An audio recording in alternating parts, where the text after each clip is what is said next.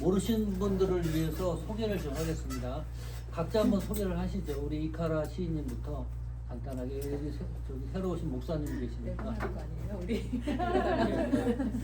이카라입니다. 됐어요?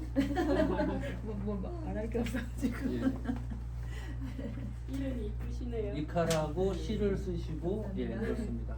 그 다음에 독후왕국 뭐또 수상도 하시고, 예, 예, 예. 또, 우리 사모님, 예. 우리 사모님은, 그것 하나 주십시오. 자, 사모님은, 이 약한 자의 행복, 이것도 사모님이 쓰셨는데, 이 책 한 권만 쓰신 게 아니라 벌써 2권의 책을 출판하셨습니다. 나의 사랑하는 아들들하고 어머니의 편지. 1세만 해도 성공인데 2세, 3세까지죠, 어머니. 출판을 해서 많은 사람들한테 사랑을 받았던 작가입니다. 그리고 이번에 이제 새로운 작품 하나 이제 출판이 된 거예요. 관심을 가지시고 전도용으로 사모님이 사용하시려고 애를 쓰거든요.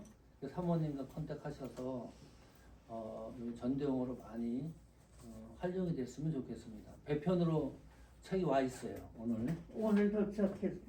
예. 며칠 전에 며칠 전에 도착했어. 도착한 오늘 지금 받았고. 자, 또 사모님, 예. 저는 김경자입니다.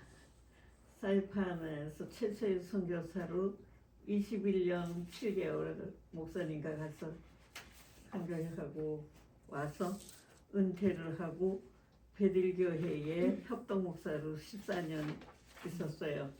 그리고 목사님 소천하셨고 제가 이 교회에 나오게 된 것은 우리 백 목사님이 한 20년이 넘죠. 그렇죠. 20년 예. 넘습니다. 우리 아들들이 샌프란시스코에서 공부할 때 목사님 교회의 성도들이었어요. 그래서 알게 돼 있는데 목사님 한국에서 수천하시게 돼서 잠깐 동안 한국에 가셨을 때 거기서 수천하게 했을 때 저는 참 어떻게 할 길이 없었어요. 부고도 못 내고 명지대학교에서 12년 교목으로도 계시고 있었는데 누가 할 만한 경악이 못했어요. 병원에서 갑자기 가시고 나서 그랬을 때 우리 백 목사님이 한국의 평론가로 오셨다가 그 소식을 듣고 강릉의 아산병원까지 오셔서 저 외롭고 힘들 때 큰 힘이 되주셨어요. 그래서 너무 감사해서 제가 다시 여기서 살다 6년간 한국에 있다가 그런 일을 만나고 나서 다시 베들교회로 왔는데 우리 아들들이 보고 백 목사님 지금 어디 계시냐. 그때 나에게 너무 힘이 됐고 외로울 때 큰 있다 그랬더니 바로 여기 브리아에서 개척교회를 하신다고 그래요. 그래서 제가 인사차 왔다가 목사님이 4-5명 놓고 예배를 드리시는데 하나님이 강권적으로 저를 보내시더라고요. 그래서 물론 베들교회에서 저희 자식들이 거기에 장로고 권사들이고 또 목사님이 일하시랬고 저도 거기서 일했던 사람이라 조금 힘들었지만 하나님이 강권적으로 담대하게 저를 보내시더라고요. 그래서 와서 1년 정도만 있다가 가야 되겠다 했는데 지금 7년째 됐어요. 너무 좋아요.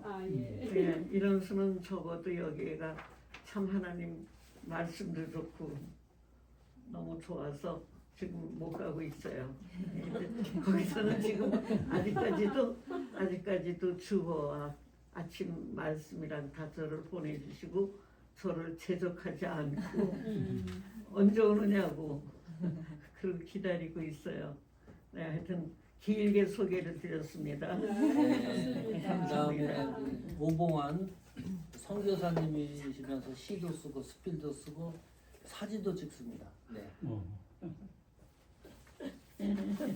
내가 너무 길게 썼어. 예, 오봉환. 저는 선교사가 좋아요. 예, 홍콩 중국에서 89년도에 파송돼가지고 원주민 사역을 12년 했어요. 그러다 미국에 와서 월 크리스천 미션 센터를 세워가지고 여성 사역자들 훈련시켜서 선교사 파송하는 일을 했고, 또 이제 문서 선교에 이제 또 하나님이 소명 주셔서 이제 글을 썼는데, 에피포도의 공모전에 그것을 받고 제가 이제 사진하고 시를 했는데, 작년에 이제 사진으로 수상을 했고, 저희는 시인이고 수필가고 선교사고 사진 작가입니다. 반갑습니다. 자, 엔지는 안녕하세요. LA에서 온 박엔지입니다. 저는 여기 오신 분들 다 대단하신 분인데 C클래스가 지금 처음이에요. 오늘 두 번째 클래스예요. 감사합니다. 두 번째는 다온 거예요. 세 달 됐는데 이게 생긴 지 한 달은 또 목사님 함께 있으시고 지금 두 번째. 네, 목사님인데. 네, 저는 이름이 지준호입니다. 지준호. 지준호. 그러니까 알라바마에서 21년 목회를 했고요. 그래서 이제 은퇴하고 이제 은퇴하고서 바로 글을 쓰기 시작을 했는데 8년 됐습니다. 근데 아직도 책은 못 내고 있고요. 그냥 이 목회하면서 또 이 교회가 자꾸만 이렇게 쇠퇴하는 모습을 보면서 또 교회 목회하면서 좀 글 쓰고 싶은 생각이 많이 생기더라고요. 그래서 이제 글을 쓰기 시작을 했는데 이게 워낙 또 글 재주도 없고 또 실력도 없고 그래서 이제 한국에 나가가지고서 또 이렇게 좀 공부도 좀 해보고 이제 그러면서 지금 쓰고 있습니다. 그래서 이제 저는 이제 침례교인데 침례교에 그 신문사가 있습니다. 미주 침례 그 신문사가 있는데 이제 거기에서 이제 목회단상 칼럼을 한 10년 쓰고 있습니다. 네. 하여튼 많이 기도 바랍니다. 예, 우리 그 목사님이 지준호 목사님이 신입생입니다. 네, 잘 선배되신 분들이 함께 잘 조화롭게 했으면 좋겠고 모시고 와도 좋습니다. 우리 엔지 전사님처럼 함께하는 거 너무 좋습니다. 그리고 이제 저 이름 미란 마이얼스이고요. 배 목사님 처음 시작하실 때 제가 샌프란시스코 베이에리아에 있어서 이분을 신문으로는 알고 있었는데 작년에 컨택이 되어서 이렇게 아피포드하고 연결이 된 것 같고요. 저는 국방부에서 미군들을 가르치다가 은퇴해서 빅토빌에서 살고 있습니다. 그래서 빅토빌에서 2시간 걸려요. 그 빅토빌 저도 한번 가봤거든요. 너무 좋습니다. 그 무슨 강인가 뭐가 바로 옆에 있고 그래서 우리가 한번 허락하시면 빅토빌에서 모이는 거 정말 좋습니다. 여행 가봐. 괜찮죠? 네, 네, 오시면은 저희 옆집이 보트가 있습니다. 제가 있는 게 아니고. 근데 그 집에 아주 기꺼이 태워주기를 원하니까 네. 오시면 우리 보트 라이드 할 수 있어요. 우리 감사해요. 그래, 오래 합시다. 우리 교인들은 잘 움직여요. 잘 움직여요. 그래도 한번 가보죠. 네. 그리고 이제 지영 집사님인데 막내 라인입니다. 저는 임지영이고요. 네, 그 독후감 수상 때문에 이제 배 목사님과 연이 닿았고 또 목사님께서 또 시를 써보라고 해주셔가지고 이제 시를 보내서 또 목사님께 지도도 받고 그러다 보니까 어떻게 시를 쓰게 되었습니다. 반갑습니다. 맞습니다. 지영 집사님을 주목해 보십시오. 시도 잘 쓰고 수필도 진짜 잘 씁니다. 아, 좋아요. 예. 우리 나리 집사님, 나리 번역가님입니다. 네, 안녕하세요. 예. 저는 신탈이고요. 글도 쓰고 번역도 하고 있습니다. 이 표지도 만들어 주셨대요. 네. 감수성이 아주 예민한 분입니다. 나리 기사님이. 그래서 사람의 정서를 이거하고 터치하는 있는 게 맞아. 놀라운 그 타이틀하고. 기술이 있어요. 기술, 네. 능력이 있습니다. 탤런트가 있고. 오늘은 그 시창작의 8단계를 좀 같이 이야기를 나누면서 요거를 한 1시간, 한 40분 정도 하고, 그리고 옆에 방에서 동영상을 좀 촬영을 하겠습니다. 오늘 낭송하는 거. 그걸 좀 해보도록 하겠습니다. 그리고 여러분들이 매월마다 저한테 작품을 보내고 하는 거 있잖아요. 너무 좋은 거예요. 제가 사방으로 뿌려요. 모르고 있으면. 보내주셔야 뿌리는 겁니다. 그러면 우리 오봉환 선교사님 같은 경우는 신앙송이 거의 동영상에 올려놓으면 1000명이 훌쩍 넘어가요. 예. 그 신앙송도 또 글 읽는 것도 우리 나래 집사님도 있고 지영 집사님도 있는데 그 올려놓으면 그것도 막 1000명 이상씩 막 읽고, 우리 김경자 사모님도 그렇고 에피포도 이 작가들의 작품을 사랑하는 분들이 곳곳에 이제 숨어 있다는 것을 생각하시고 자꾸 사람들한테 영향을 주는 그런 작품을 쓰면 좋겠다, 그런 생각을 하고 있습니다. 자, 제가 이 책이 나오기까지는요, 목사님의 권고 때문에 나오게 됐어요. 제가 80일 넘어가면서는 다 내려놓기를 했었는데, 목사님이 20여 년간 제가 보낸 그 글을 다 모아놓으시면서 약한 자의 소망이 되고 영혼 구원에 도움이 되는 글이라고 내라고 그래서, 솔직히 제가 생각하기에는 이 나이에 글쓰기도 힘든 나이지만 요새는 젊은이들도 영상을 더 선호하는 시대인데 제가 뭘 글을 쓰나 깜짝 놀랐어요. 그랬는데 단지 마음이 끌린 것은 약한 자의 소망이 되며 영혼 구원에 도움이 되는 글이라고 그래서 그래요? 그러면은 100부만 낼 줄 알았어요. 근데 500부를 드렸는데 지금 오늘도 감사한 것은 300편이 서점에 들어가기도 전에 거의 다 나갔어요.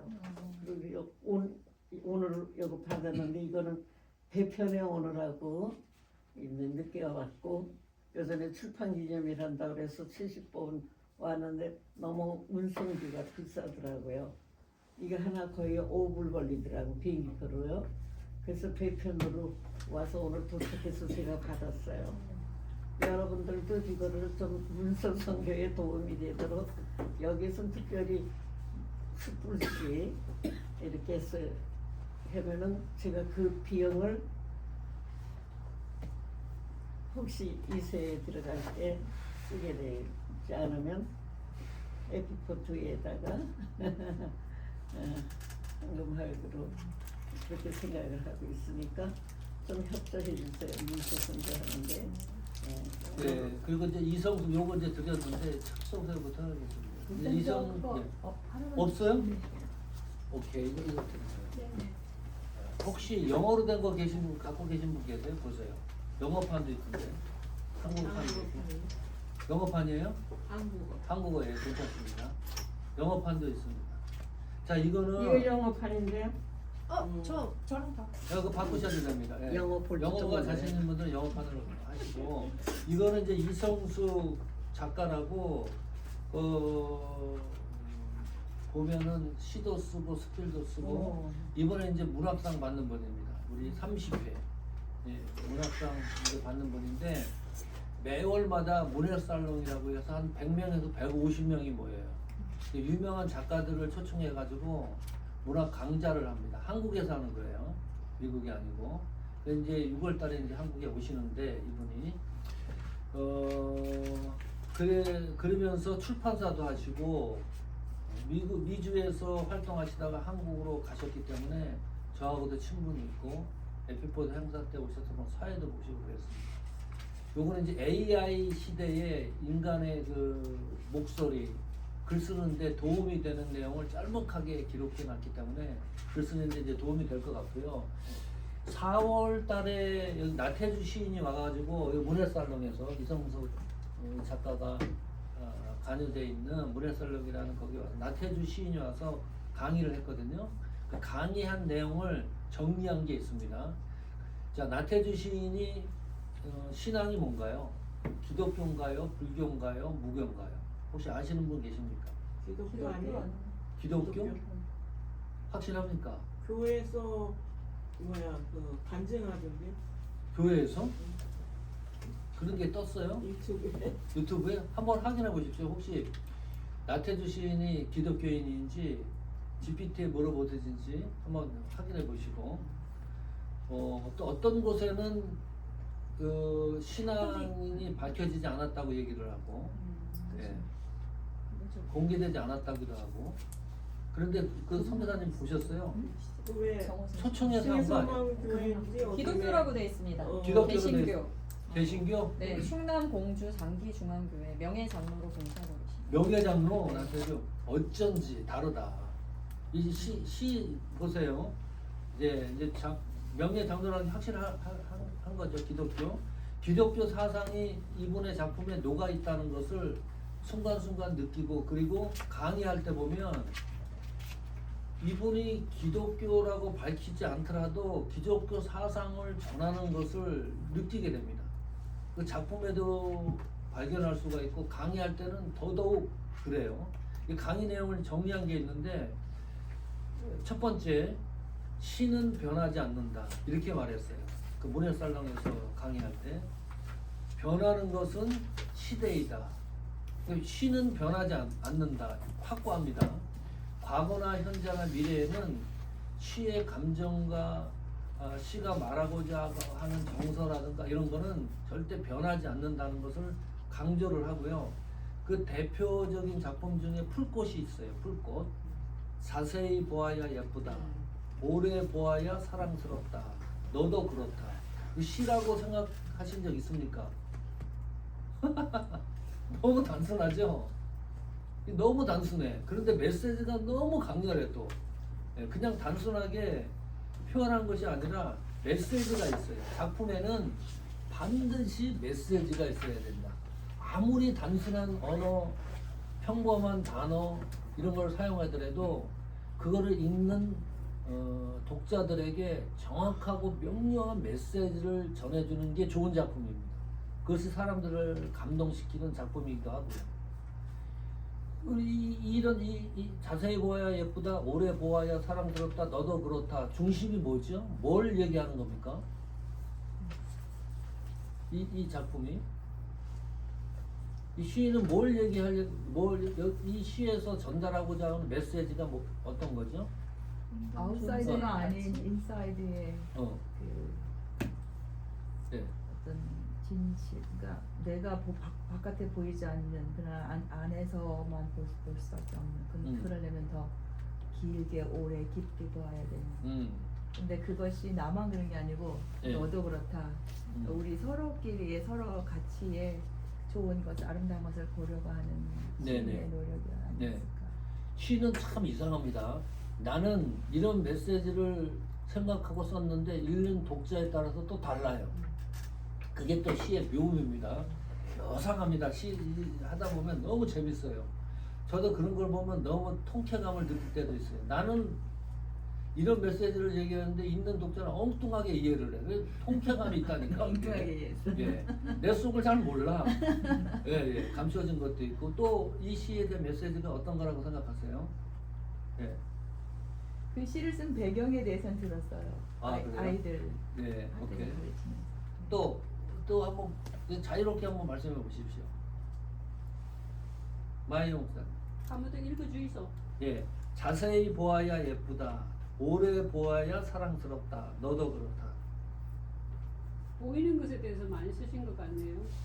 보이는 거에 대해서. 예, 근데 그 보이는 것들은 별 볼 일 없을지는 모르지만 투자를 해서 시간을 들여서 보면은 보이지 않는 아름다움이 있다 이걸 표현하시는 것 같고 사람도 그냥 한두 번 지나가는 게 아니고 뭐 쓴맛 단맛 다 지나서 그 사람의 깊이를 알아갈수록 그 단맛이 나는 그런 것에 대해서 말하지 않았나 싶네요. 그 평론가처럼 말씀하시네. 이 짤막한 시가 엄청난 의미를 부여하신 것 같은데 또, 자, 이 작가가 얘기를 합니다. 이 시에서 메시지는 예쁨이 아니라 너가 메시지예요. 그러니까 자세히 보아야 예쁘고 오래 보아야 사랑스러운 게 다른 사람 대상을 향하는 것일 수도 있지만 가장 중요한 거는 너도 그렇다는 거예요. 너도 동일하다는 것을 강조한 그 시인의 감정이 거기에 이제 숨어 있는 것을 표현을 했습니다. 남과 비교하느라 지친 사람에게 다시 자신을 바라보라는 조용한 외침 같은 거가 이 시의 메시지의 중심이라고 시인의 정서가 이제 그렇게 이제 표현이 되는 거죠. 너도 그렇다는 거죠.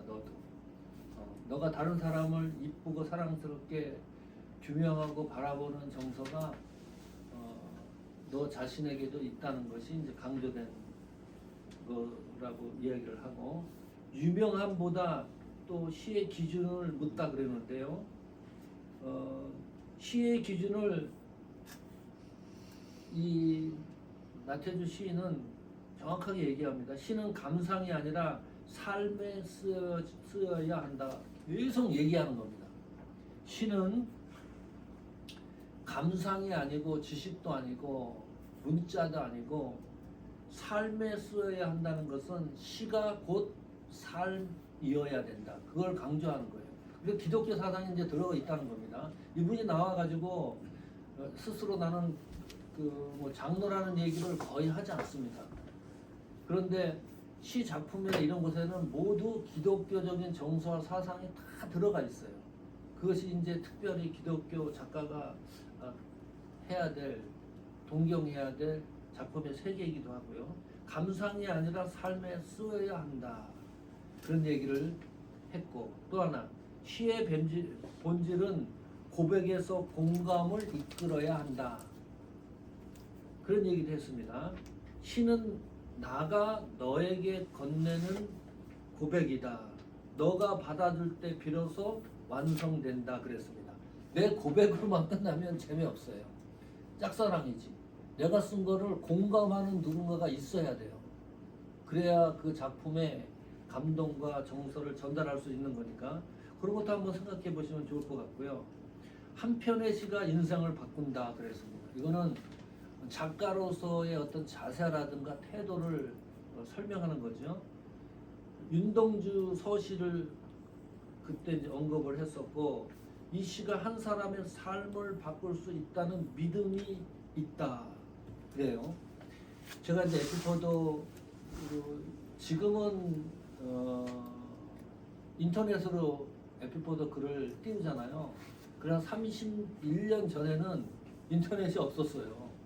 그때는 쪽지글, 이게 이제 레더 사이즈잖아요. 여기에 글을 써가지고 한인 마켓이나 이런 데 갖다 놨어요. 한글로 쓴 거니까.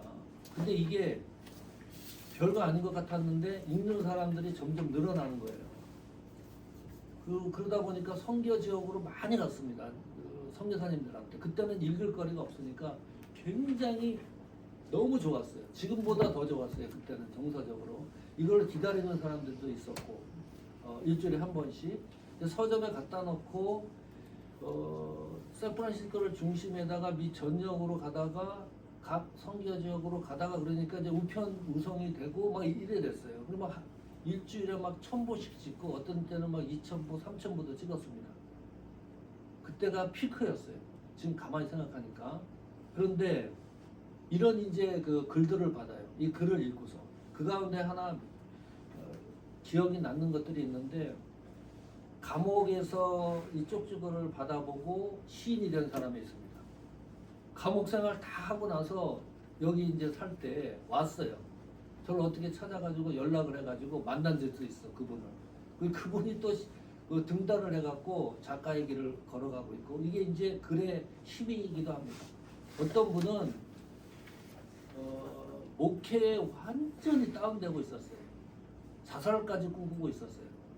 스스로 고백하는 겁니다. 그래서 이제 에피포도 쪽쪽으로 읽고 다시 소생해서 목회에 가는 길을 가는 분도 있고, 내가 쓴 글을 어떤 누구가 삶을 바꿀 수 있다는 것을 염두에 두고 특히 기독교 작가는 사명처럼 써야 됩니다. 내 글을 통해서 누군가는 삶이 바꿔지고 하나님을 향하는 마음의 변화가 일어나고 구원에 대한 은혜를 다시 회복하고 이런 일들이 일어날 것이라고 하는 기대를 갖고 글을 좀 신중하게 써야 되고 최선을 다해야 된다. 그런 마음가짐을 다시 하게 되고요. 이거 우리가 참 좋아하는 겁니다. 나태주 시인이 또 이런 얘기합니다. 잘 하려고 애쓰지 마라. 삶을 향한 처방전이어야 된다. 우리 글은. 잘 쓰지 말라는 거예요. 나태주 시인이 어렵지 않죠. 정말 그 논리적인 것 같지도 않고 너무나 귀에 쏙쏙 들어온 걸로 이제 글을 쓰는데, 단순한 말을 남겨 너무 잘하려고 애쓰지 마라. 그리고 조금 멈추고 보고 느끼는 시를 써라 그랬습니다. 저도 여기에 이제 프레임에 갇힐 때가 있어요.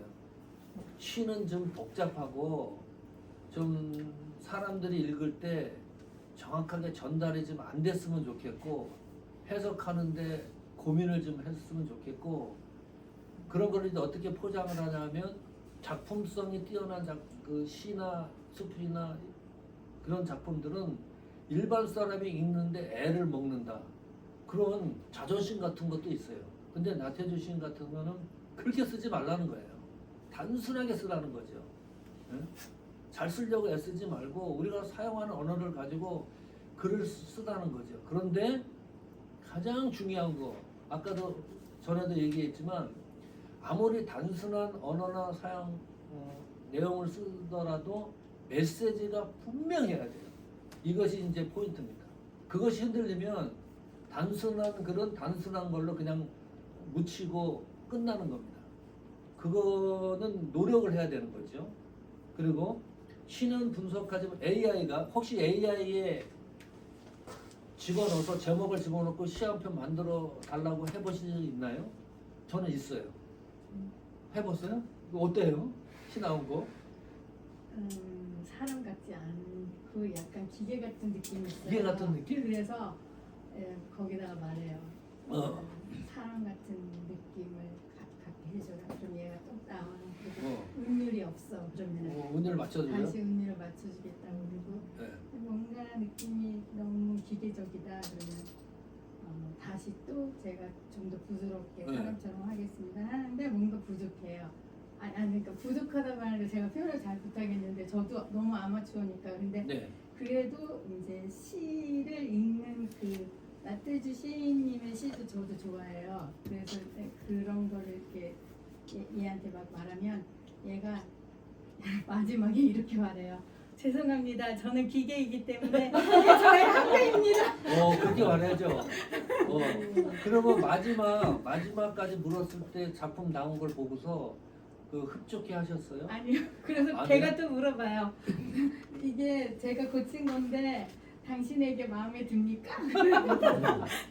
마음에 안 들어. 다시 해줘. 그러면 자기가 또 해가지고 죄송합니다. 이게 저의 기계입니다. 한계입니다. 그렇게 나와요. 또 어떠세요? 그 AI에 집어넣어갖고 시나 무슨 수풀이나 그것을 쓰라 그랬을 때 나왔을 때 목사님 해보셨습니까? 네, 저는 제 글을 써가지고 네, 집어넣어봐요. 이게 한번 평가를 좀 해달라고. 네네네. 문법적으로 평가. 네, 그런 거는 가능하죠. 그런 건 좋은 잘하죠. 좋은 거죠. 네. 또 그것도 신학적으로 네네네. 평가를 좀 해달라고 뭐 여러 가지 이렇게 질문을 해봤는데, 그러고서 이렇게 진짜 바로 떠요. 그냥 네네, 바로 뜨죠.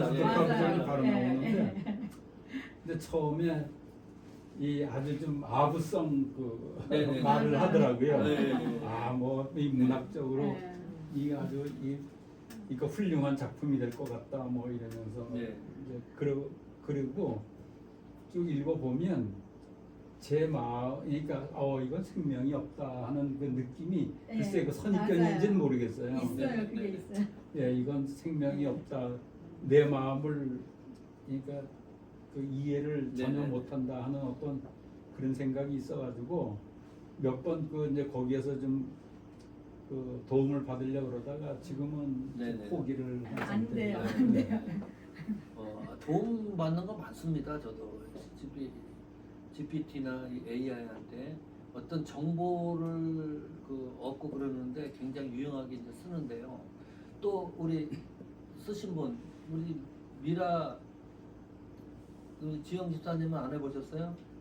저는 예전에 이제 공모전 같은 거 그런 거 이제 할 때 이게 원고 지수 뭐 글자 수 그런 거는 뭐 이런 거 그런 거 하잖아요. 좋죠. 네네. 그러면 그거를 이제 넣어서 이게 분량이 많나 뭐 그다음에 단락 부분은 너는 어떻게 했으면 좋겠니 이런 용도로 많이 써봤고 그다음에 이제 아무래도 지금 시나 글이 그 작가의 삶이고 자주 쓰는 네네네. 생각, 아니, 예. 자주 하는 생각, 자주 예. 쓰는 말을 아무래도 글에 담게 되잖아요. 네네. 그래서 저도 이제 글을 이제 써서 이제 그거를 그 챗GPT한테 네. 같은 말이 반복되는 게 있는지 이제 또 점검을 받고 그다음에 이제 유의어라든지 그런 것들을 예전에는 사전을 네네네네. 찾았었거든요. 근데 이제 챗GPT에 바로 이제 네네. 이거보다 다른 더 좋은 말이 없을까 이런 것들을 활용하고 있습니다. 그거 진짜 잘 활용하시는 거예요. 그거는 나리 번역가님 저는 정보 수집. 정보 수집 좋지. 요- 정보 수집 정도. 근데 이제 그것도 어쨌든 이제 제가 다시 이게 맞는지 왜냐면 틀릴 수도 있거든. 맞아요. 틀릴 네, 수도 맞습니다. 있기 때문에 네. 다시 확인하고 네. 틀린 거는 이제 거기서 빼고 있는 것으로. 나는 챗 GPT한테 물어봤었거든. 나태주 시인이 기독교인인가? 그랬더니 거기에 나올 때는 아니라는 거야. 내가 오늘 가서 이제 따질 겁니다. 근데 또 찾아보니까 거기 뭐 장로님이라 그러니까 이게 믿으면 안 되다. 공주 어디 교회 예. 거기 그러면 이제 금방 전에도 한번 내가 잡았거든요. 그러면 금방 고개 숙여요. 그러니까 죄송합니다. 싹 또 변경합니다. 내가 말한 걸 그대로 이제 정보를 또 제공하기도 하고. 잘못 정보가 굉장히 많아요. 네, 아직까지. 굉장히 많아요. 네. 근데 시 같은 거는 그 자기의 그 어떤 느낌이나 이런 거를 쓰기 때문에 그건 하나의 기계이기 때문에 저는 사용을 안 해요. 그냥 써서 기도를 합니다. 내 영적으로 이게 맞나? 그러면 그거를 시를 써가지고 이게 이제 마음에 이거는 괜찮다. 뭐 어떤 그런 마음을 쓸 때 또 뭐 고치거나 뭐 그거 나는 사용을 잘하네. 네네. 정상인데 저는 워낙에 아마추어니까 이제 도움을 저도 이제 그걸 많이 해봤어요. 내가 이제 이런 시를 쓰려고 그러는데 한번 만들어서 하자 그러는데 단 한 번도 제 마음에 그 든 작품이 하나도 없어. 네, 없어. 맞아요. 내 마음에 그 쏙 묘하지. 들어가요. 그 뭐 얘기는 잘하는 것 같은데 그러니까 사람이 쓰는 것과는 다름이 있고 내가 생각하는 것과는 다른 게 있어요. 믿음은 AI를 통해서 작품을 특히 이제 수필이나 다른 건 모르겠어. 논리를 하는 것들은 그런 도움이 될지 모르는데 시는 안 돼. 제가 결론을 내린 게 시는 절대 할 수가 없다. 맞아요. AI가 아무리 발전을 해도 시는 만들 수 없다. 그러니까 시 쓰는 분들은 대단한 거예요. 네. 이거는 정말 그 박수를 쳐줘도 될 만큼 대단한 그 작가의 길을 가고 있는 것이다. 시가 그렇게 쉽지 않다. 어려운 겁니다. 우리가 쉽게 쓰는 것 같은데.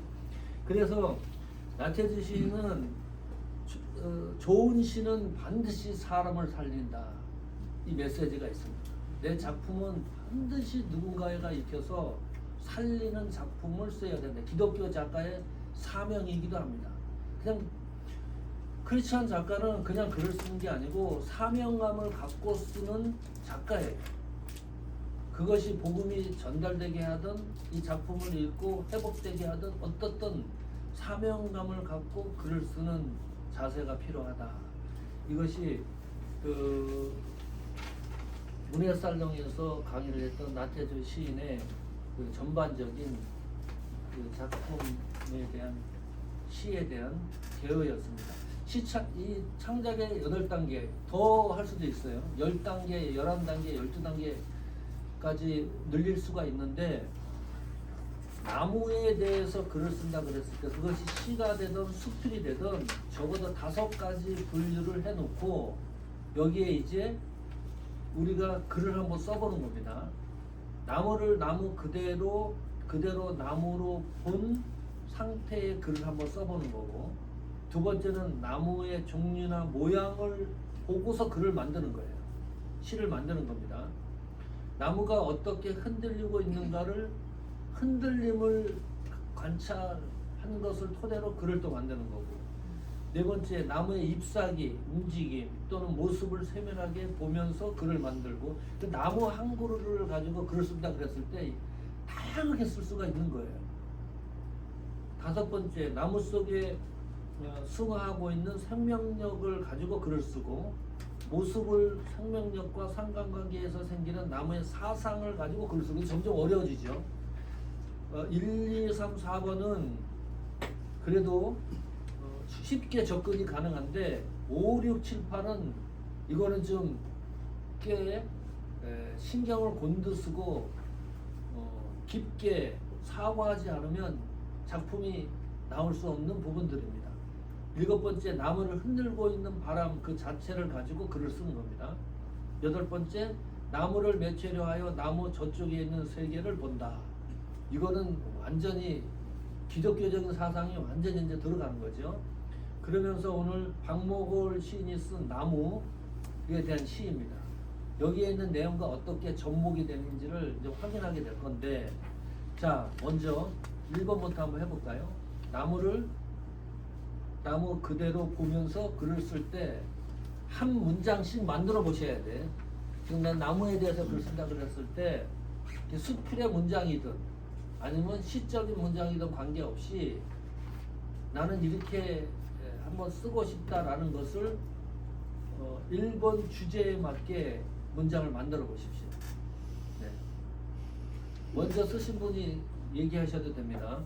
근데 목사님 그때 처음 만났을 때 이 똑같은 걸 했었죠? 얼마까지 하셨습니까? 그때? 네. 1번 하다 말았을 거예요 아마. 그랬어요? 네네. 자, 한번 나무 그대로 본 것을 글로 만든다. 이건 그러니까 사실적 묘사가 되는 거죠. 나무를 나무 본 그대로 표현을 하는 거니까 사실적 묘사가 된다 그래도 은유, 치환, 변이를 다 사용할 수가 있어요. 우리 집 앞마당에 느티나무 한 그루가 서 있다. 이거는 그냥 사실적 묘사입니다.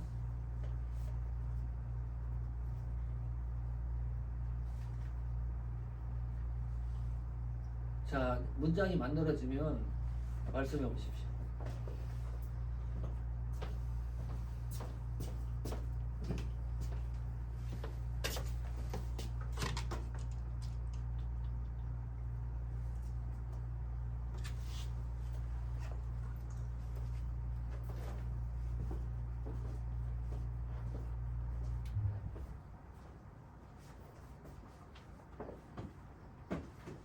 그때 예. 딸집 앞 마당 레몬나무 한 그루에 노란 레몬이 주렁주렁 풍성하게 달렸다. 마음이 흐뭇했다. 이건 아주 완전히 사실적 묘사입니다. 네.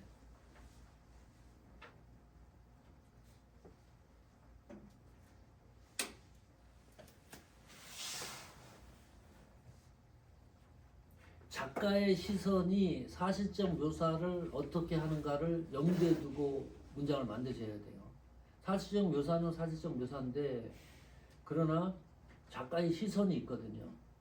글 쓰는 작가의 정서가 있기 때문에 그 정서를 담아낸 사실적 묘사를 구상해 보는 겁니다.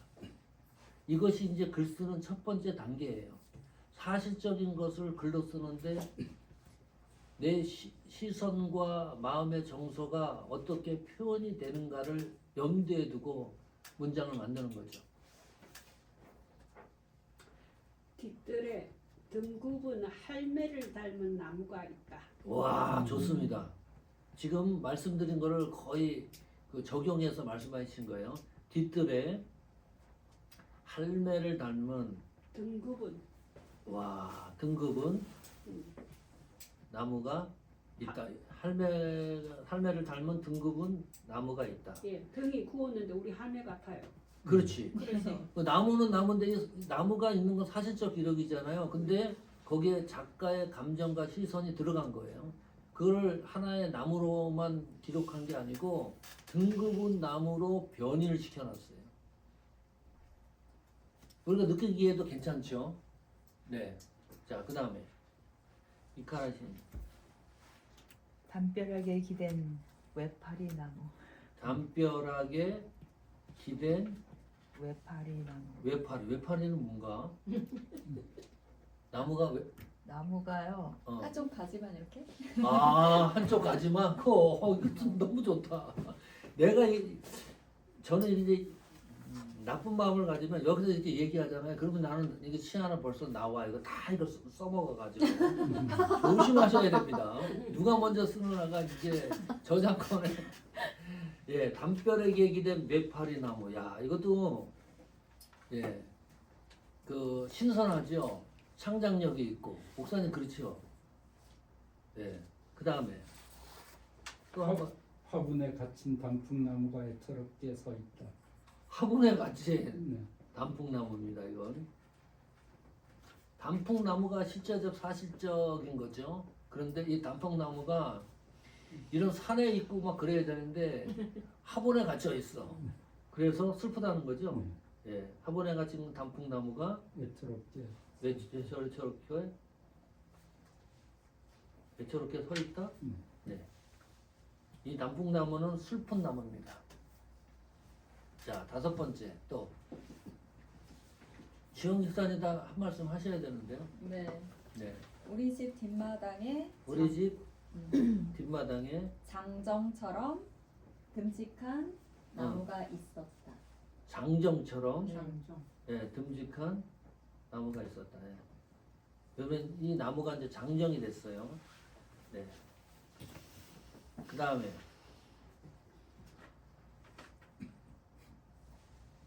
그래도 다 그 시적인 정서적인 작가로서의 그런 마음이 다 있는 겁니다.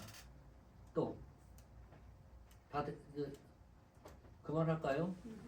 저도 예, 미라, 네. 나리 지사님. 하늘을 뚫어버릴 것 같이 솟은 팜트리가 살랑 부는 바람에도 고개가 꺾인다. 상추리? 팜트리. 팜추리가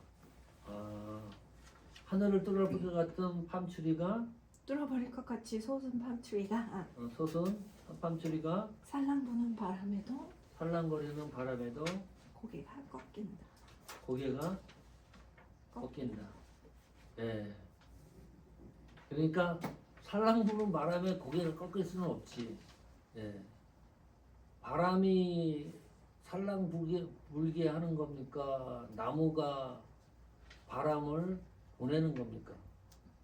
그것도 묘미가 있죠. 저는 바람이 바람을 좀 중심에. 바람을 중심. 여기서 나오겠지. 이제 바람을 중심에. 그러니까 이제 그 글의 각도가 어느 각도를 생각해서 쓰는 거냐에 따라 가지고 변화가 많이 일어나죠. 똑같은 사물을 보고 글을 쓴다 그래도 너무 많은 변화가 일어납니다. 자, 나무를 나무 그대로 사실적 묘사. 무슨 죄를 지었기에 종일토록 벌을 서고 있는가. 이것도 사실적 나무이지만 벌 서고 있는 나무로 치환이 되고 변이가 된 거니까 좀 생각을 하게 하는 거죠. 네, 이 작품에 대해서. 2번째 볼까요? 시간은 훅훅 갑니다. 2번째, 나무의 종류나 모양을 보고서 글을 만드는 겁니다. 이제는 좀 더 구체적인 거죠. 구체적인 거. 뭐 아카시아 나무가 됐든 은행나무가 됐든 팜추리가 됐든 한 나무를 지정해가지고 그것을 작품화하는 거예요. 한 문장을 만드는 거니까 그것도 한번 해봅시다.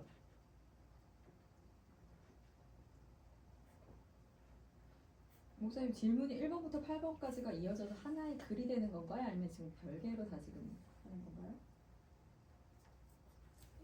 다 연결이 될 수도 있는 거고 별개일 수도 있는 거고. 네네.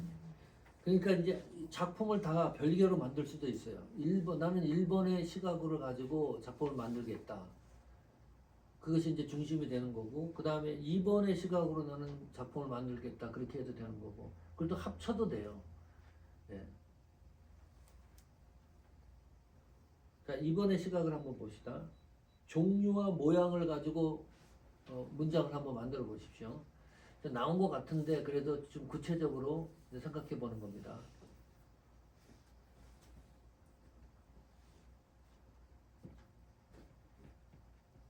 (5월달) 작품은 나무에 관한 겁니다.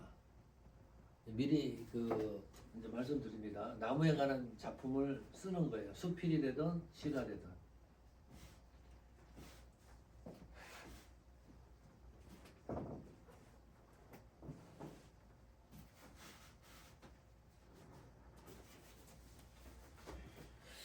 혹시 제가 이제 보냈던 그리고 쓰면서 생각하시면서 우리 4월달 작품 다 읽어보셨죠? 다른 분들 것도 읽어보시나요? 작품을? 네, 그것도 조금 이따가 한번 같이 쉐어를 하겠습니다. 좋았던 부분들 네, 대해서.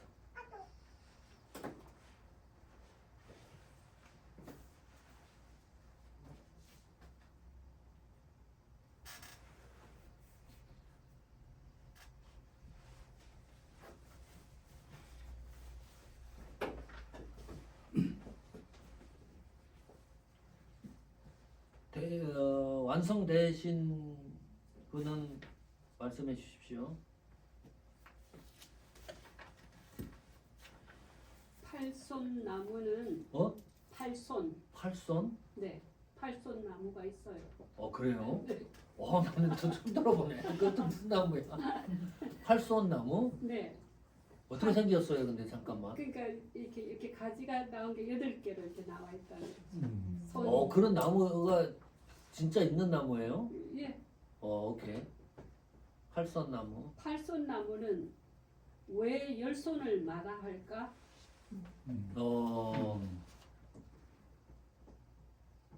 이거는 팔손 나무를 웬만한 사람은 모릅니다. 그 작가는 이거를 팔손 나무 그림을 좀 보여주든지 그러면 더 효과적일 것 같고, 그래도 하나의 또 정보를 제공해 준 거니까 이건 지식적인 측면에서도 꽤 괜찮은 문장이죠. 팔손 나무에 대해서 왜 열손을 받아? 왜 그럴까? 또 이거 궁금해지는 사람도 있어요. 네? 왜 열손을 하지 않고 팔손으로 나무가 그렇게 생겼을까? 네. 혹시 이런 나무 보신 적 있나요? 이 가시가 이런 나무가 있던데, 이런 거 이게 나무인데 이게 이름을 내가 지금 아직도 모르겠어요. 디즈니랜드 가면 있던데, 그 호텔 같은데 나무가요. 이게 가시인데 조그만 가시가 아니고 뭐 이 세모처럼 된 이게 다닥다닥다닥 엄청 붙어 있어요, 막. 네, 희한한 나무예요. 근데 너무 아름다워. 그런데 붙어 있는 나무가 있어요, 이렇게 가시가 붙어 있는 나무.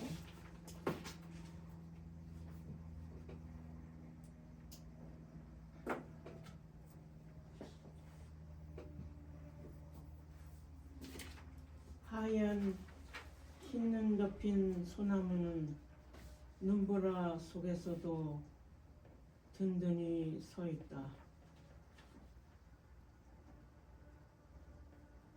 눈보라 속에서도 든든히 서 있다. 지금 오방한 선교사님이 말씀하시는 이런 표현은 어떤 느낌이 드나요? 누구나 공감할 수 있는 정서입니다. 그렇죠? 어떤 새로운 변화가 아니고 누구나 이거는 공감할 수 있는 서정이에요. 그러나 누구나 공감할 수 있는 서정 속에서도 메시지가 들어가면 더욱 강해집니다. 그 문장이. 그러니까 그 문장을 메시지가 들어갈 수 있도록 조정하고 힘을 보태는 것이 작가의 힘이기도 합니다.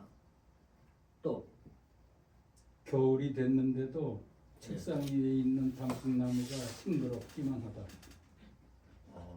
단풍나무가 가을이 돼가지고 단풍나무가 물들어야 되는데 물들지 않고 네, 싱그럽게 그냥 있는. 예. 겨울이 되었는데 단풍나무였는데도 실내에 있는 거죠? 네. 네네. 화분하고 연결, 네네. 화분에 갇힌 네네. 단풍나무 예, 화분에. 계속 예, 예. 어떤가요? 어떤 경우는 좀 신나게 좀 비판도 막 하고 막 시키고 그러는데 제가 꾹꾹 참아요. 예. 그러면서 이제 하나씩 저희가 이제 배워가는 거니까 겨울이 되었는데 실내에 있는 단풍나무가 싱그럽기만 하다. 네.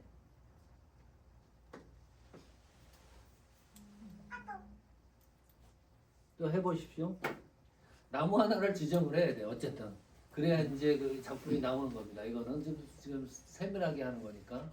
네. 네, 저는 1번이랑 연결해서 네, 연결해도 괜찮아요. 네네. 항아리 모양 골든 파인애플 빛깔을 띠고 항아리 모양 골든 파인애플 빛깔을 띠고 파인애플 빛깔을 또 지금 다 이해하셨어요? 상상이 갑니까? 지영 집사님 말씀하신 이게 항아리 모양 골든 파인애플 빛깔을 뚫고 띠고 빛깔을 띠고 예. 그냥 빛을 띠고 하는 게 더 좋지 않을까? 깔은 너무 빛을 센데? 띠고 네, 예. 아니면 빛 예, 띠고 예, 예. 네. 지영 지사님 시는 강렬합니다. 웬만한 남성은 못 쫓아갑니다. 대장부십니다. 거의 필력이. 예, 지영 지사님 약한 것 같은데 예, 시가 그래요. 웅장하고 항아리 모양 골든 파인애플 뭐라 그랬지? 빛을 띠고 빛을 띠고 오케이. 네. 빛을 띠고 예, 빛을 띠고. 네.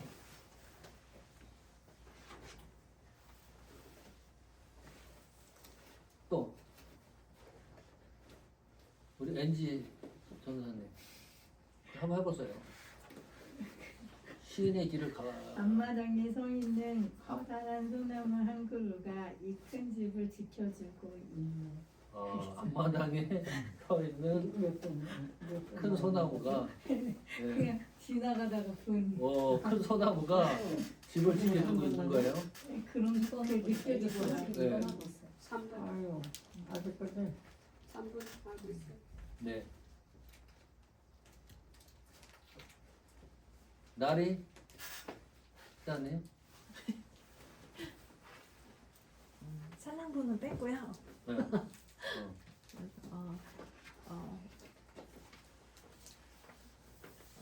태양 아래 태양 아래 위풍당당 위풍당당. 한 번도 자신을 잃은 적 없는 것처럼. 근데 그 다음은 잘 안 오케이. 읽어져요. 예, 고민 그런 걸 이제 고민을 하는 거죠. 문장을 정리하면서 하셨죠? 카네시님. 요거 두 번째는 안 했는데요. 네, 두 번째 네네.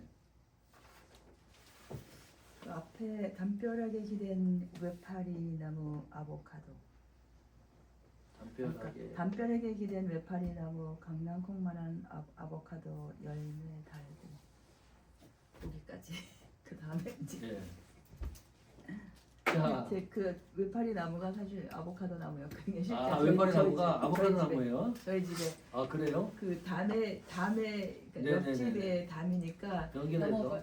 아니요 저희 집에 심었는데 네네. 제가 옆집에 자꾸 그쪽에 나무가 있으니까 그쪽으로 가는 걸 자꾸 자르는 거예요. 아. 그러니까 이게 균형이 없어요. 저희 집에 과일나무가 다 네, 이렇게 네, 네. 이쪽이 저희 쪽에만 이게 가지가 있고 이쪽에는 안 가니까 제가 그걸 해고 버리려고.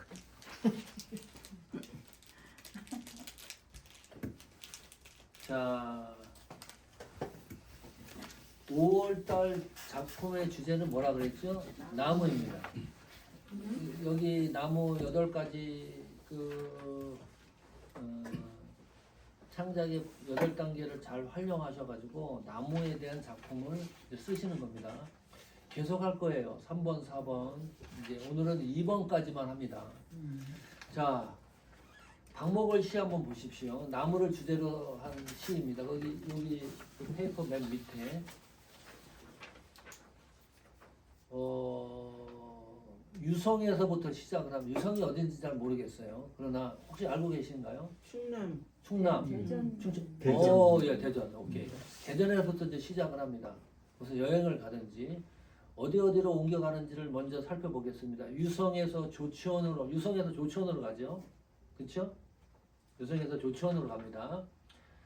그 다음에 그 다음에 다음 날은 조치원에서 어디로 가죠? 광주로 갑니다. 광주로 가죠. 공주. 공주. 공주는 어딘가요? 충남. 거기다 충남이네 지금까지. 오케이. 충남입니다. 충남 지역을 벗어나지 못했어요. 공주로 가고 그 다음에 공주에서 온양입니다. 온양도 충남이에요? 네. 그래요? 온양천. 충청도. 충청도. 충청도. 충남은 아니네. 어쨌든 충청도 거기에선 벗어나지 못하고 온양으로 가고 그 다음에 어디죠? 온양에서 이제 서울로 옵니다. 그러면서 시인의 눈에 보이는 나무를 주제로 작품을 이제 만든 거예요. 이게 서정시이지만은 굉장히 의미를 전달해주는 메시지가 있고 깊은 내용을 담고 있다. 유성에서 조치원으로 가는 어느 들판에 우두커니 서 있는 항구로 나무. 그 항구로 나무를 시인은 어떻게 보는 거죠? 늙은 나무를 만났다. 그 나무가 나무긴 나무인데 늙은 나무입니다. 이 시적인 변화가 일어난 거죠. 그냥 사실적 묘사로 끝난 게 사실적 기록으로 끝난 게 아니고 시인의 정서와 시각이 담겨 있는 거예요. 그런데 거기서 끝나지 않습니다. 그 늙은 나무는 수도승일까 묵중하게 서 있었다. 또 한 번 변이를 시켜요. 첫 번째 그 나무는 늙은 나무로 변이시키고 늙은 나무는 또 한 번 치환을 시킵니다. 수도승일까? 네. 이거는 수도승일까라고 짐작을 하는 것은 시인 개인의 생각입니다. 시인 개인의 정서입니다. 나는 그렇게 생각 안 할 수도 있거든. 이거는 박하목 시인의 정서를 고스란히 담아놓은 거예요. 그 다음에 다음 날 장소가 또 이동이 돼요. 조치원에서 공주로 가는 어느 가난한 마을 어귀에 그들은 누구예요? 나무들이겠죠. 늙은 나무겠죠. 그들은 늙은 나무는 아니고 조치원에서 공주로 갔으니까 공주에 서 있던 나무들인데 의인화되고 있다. 이게 이제 시적인 기법입니다. 사람처럼 묘사를 해놨어요. 이 나무를. 그들은 나무를 얘기를 하는 겁니다. 여기는 때를 져 몰려 있어요. 항구로 나무가 아니고 유성에서 만난 나무는 늙은 나무, 한구루 나무예요. 그래서 수도성일까 묵중하게 작가의 정서가 스며 있었고 조치원에서 공주로 가는 가난한 마을 어귀에 있는 나무들은 때를 지어 있었는데 멍청하게 몰려있는 그들은 어설픈 과객일까? 또 한 번 변질시키고 의인화시키고 몹시 추워 보였다. 이 추워 보였다는 것이 의인화된 나무의 형태를 말하는 거니까 이거는 작가가 글을 쓰는데 굉장히 진보적인 거죠. 그냥 나무를 나무로 보지 않고 작가가 글을 쓰는데 사용되는 여러 가지 그 문학적인 방법, 치환이라든지 변이라든지 은이라든지 이런 것들을 다 동원해서 작품을 이제 만들고 있습니다. 자, 공주에서 어디로 가요? 이제는 온양으로 우회하는 뒷길 어느 산마루에 그들은 멀리 서 있었다. 여기서도 계속 의인화시킨 나무를 설명을 하고 있습니다. 그 나무는 하늘문을 지키는 파수병일까 외로워 보였다. 아주 누구나 읽으면 이해될 수 있는 언어를 사용하고 글을 쓰고 있어요. 시를 쓰고 있는 겁니다. 복잡한 거 하나도 없어요. 그런데 시적인 묘미가 곳곳에서 발견되는 거예요. 이런 작품이 좋은 작품이에요. 온양에서 서울로 오자 놀랍게도 그들은 이미 내 안에 뿌리를 펴고 있었다. 스쳐 지나갔던 나무들이 작가의 가슴 속에 한 그루 두 그루 나무가 심겨져 있는 거죠. 그래서 묵중한 그들의 침울한 그들의 이 아는 이 글을 쓴 시를 쓴 저자의 정서의 표출이기도 합니다. 고독한 모습, 그 후로 나는 뽑아낼 수 없는 몇 그루 나무를 기르게 되었다. 뽑아낼 수 없는 몇 그루 나무를 기르게 되었다. 뭘 암시하나요? 뭘 상상하게 하나요? 독자에게 맡겨놨어요. 아니, 내 속에 이미 내 안에 뿌리를 내고 있는 나무가 있는데 마지막 연에서는 그 뿌리를 내리고 있는 나무를 설명하는 것도 아니고 독자한테 느낄 수 있는 감정을 그냥 전이를 시켜놨어요.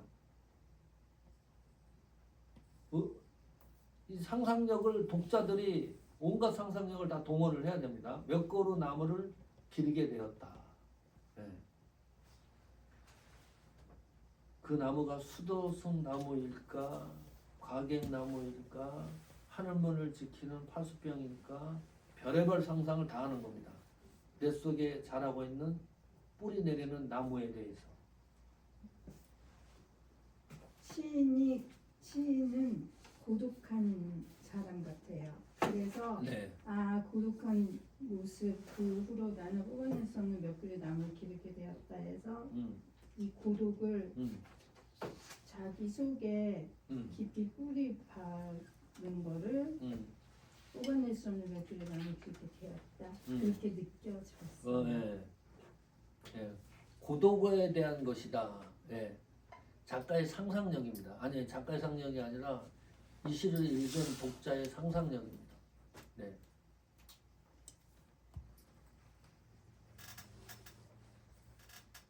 또 하나는 어떤 강한 신념이 될 수도 있고 자기가 목적하고자 하는 방향성일 수도 있고 예, 흔들리지 않는 어떤 강한 신념일 수도 있고 그런 거죠. 자, 아이고 내가 그걸 저기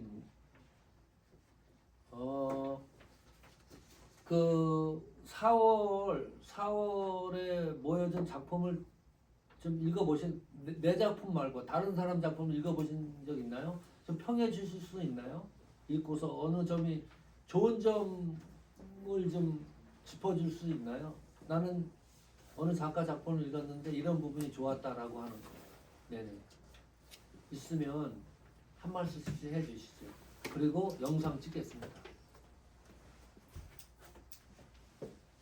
시간이 벌써 1시간 20분 지나고 있습니다.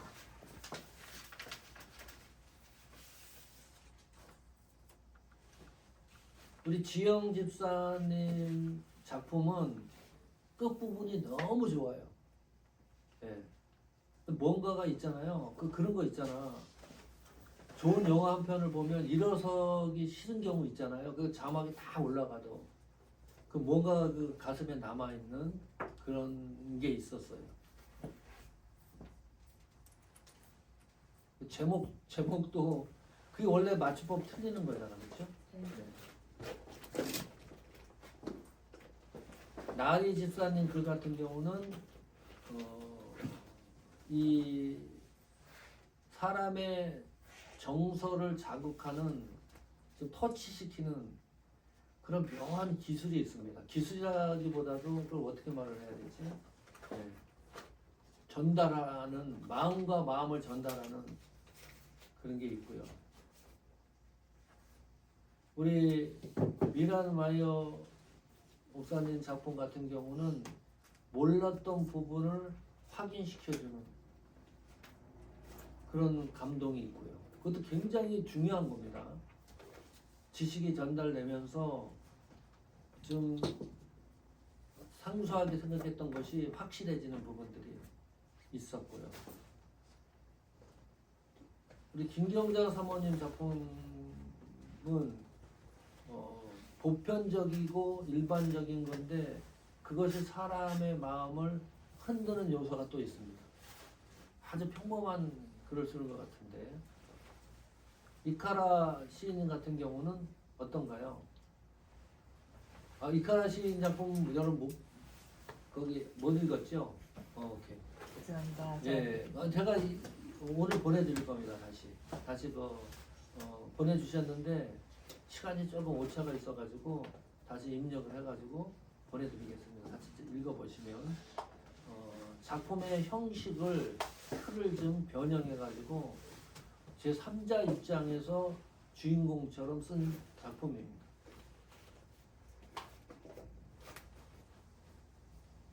다른 글을 읽고 이야기를 한다는 것은 어떤 또 의미가 있냐면 작품을 주의 깊게 보는 것도 있지만 나중에 되면 그것이 훈련이 되면 그게 이제 평론가로 가는 길입니다. 작품을 잘 분석해줘서 글을 잘 쓸 수 있도록 도움을 주는 거니까요.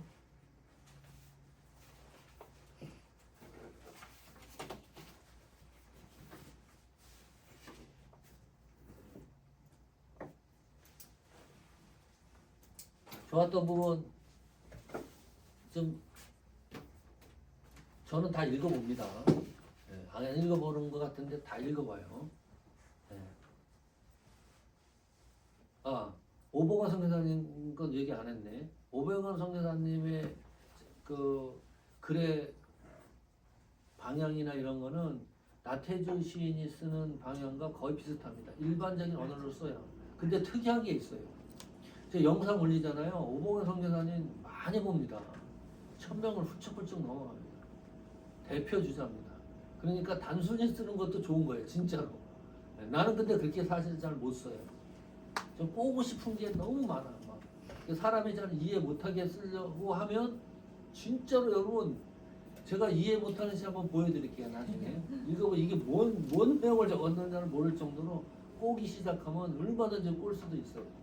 근데 오봉환 선교사님 작품은 누구나 읽어서 이해할 수 있고 거기에 대해서 반응할 수 있는 작품이니까 그것도 정말 좋은 겁니다. 그러나 핵심적인 부분의 메시지가 분명한 고민 있는 문장을 만드는 것, 이것이 이제 고민할 거죠. 네. 근데 시는 저는 복잡하게 쓰니까 어떤 포인트나 전달 하는 게 좀 약해지는 것 같고, 제가 생각하는 그 메시지를 단순하면서 거기에는 저는 이제 아가페 사랑을 모토로 해서 시를 쓰려고, 시를 쓰는 목적이 이걸 통해서 뭔가 예수님의 사랑을 전하고 싶은 거예요. 그래서 그러다 보니까 사람들이 너무 복잡한 시는 사람들이 읽고 무슨 뜻인지 모른다고 그러더라고. 근데 맞죠. 예. 그러면은 우리가 그런 시는 뭐 전문가 뭐 그 이상의 뭐 어떤 그런 거보다도 사람들하고 많이 공유할 수 있는 거, 그거를 쉽게 전달하면서 거기는 분명한 이제 메시지가 있고 그 글을 통해서 힐링도 되고 어떤 여러 가지로 이제 메시지도 전달하고, 저는 그래서 시를 좀 쉽게 쓰려고. 자, 그런데 이제 가장 중요한 게 있습니다. 여러분들은 우리는 이제 기독 시인이기 때문에 기독교적인 정서를 갖고 이제 시를 쓰고 스피를 쓰잖아요. 그러면 이제 우리 오봉환 선교사님이 좋은 케이스입니다. 완전 신앙시예요. 이 신앙시는 제한이 된다. 음. 이거는 크리스찬들에만 적용되는 거지 그 시를 가지고 일반 사람에게 적용되기란 너무 어려워. 그 시는 거의 읽지 않을 수도 있다. 같은 테두리 안에서 크리스찬들에게만 적용되는 시이기 때문입니다. 기독교적인 언어가 들어가기 때문에. 그런데 아까 나체주 시인이 어느 교회의 장로님이라 그랬죠. 이분은 시에 기독교적인 용어가 하나도 안 들어가. 그런데 그 안에 기독교의 사상이 다 들어가 있어. 전달하는 게. 그래서 외양 확장에서도 오봉환 선교사님은 그런 작품을 써보시는 것도 좋겠다. 이런 그 건의를 드리고, 이인미 시인이 있어요. 이인미 시인도 주체적으로 기독교 시를 쓰는 분이에요. 주기장창. 근데 일반 시를 쓰는데 너무 잘 써. 너무 아까운 거예요. 그 내용이. 그런 시는 기독교의 그 사상이 절절히 흐르면서도 일반 작가들이 다 읽을 수 있고 편하게 대할 수 있는 것들이니까 그런 것도 한번 고민해 볼 필요가 있다. 예. 근데 크리스찬 작가라고 해서 어떤 그거를 전적으로 하는 게 아니라 그런 단어를 쓰지 않으면서 그 어떤 사랑하면은 그 어머니라는 시는 기독교적인 그런 언어는 하나도 안 들어간 것 같아요. 그렇지만 거기에 이제 그렇죠. 어머니의 사랑을 내가 철없을 시절에 그 어머니에 대해서 효도 한번 못한 거를 어머니 날에 이제 느끼면서 눈물이 흘렀어요. 그래서 가슴에 빨간 카네이션 달아드리고 선물도 드리고 싶은데 지금 하늘나라하고 안 계시잖아요. 그래서 어릴 때 엄마의 그 미소, 그 엄마의 미소가 지금도 생각하면 마음이 포근해져서 난 카네이션 장미꽃을 어머니에게 올려드립니다. 그 시예요. 거기는 기독교라는 그렇죠. 언어가 하나도 안 들어갔어요. 네. 그런 그 영역에서도 저희들이 한번 도전해 봐야 되는 영역이기도 합니다. 자, 이제 우리 그 영상, 야, 이거 시간이 좀 괜찮겠어요? 예, 영상 한번 우리 만들어 보세요. 시인이 거기 쓴 거, 그 4월달 그 작품을 한번 들어보는 거예요. 그래서 어떤 또 새로운 감동이 있는지를 확인해 보도록 하겠습니다.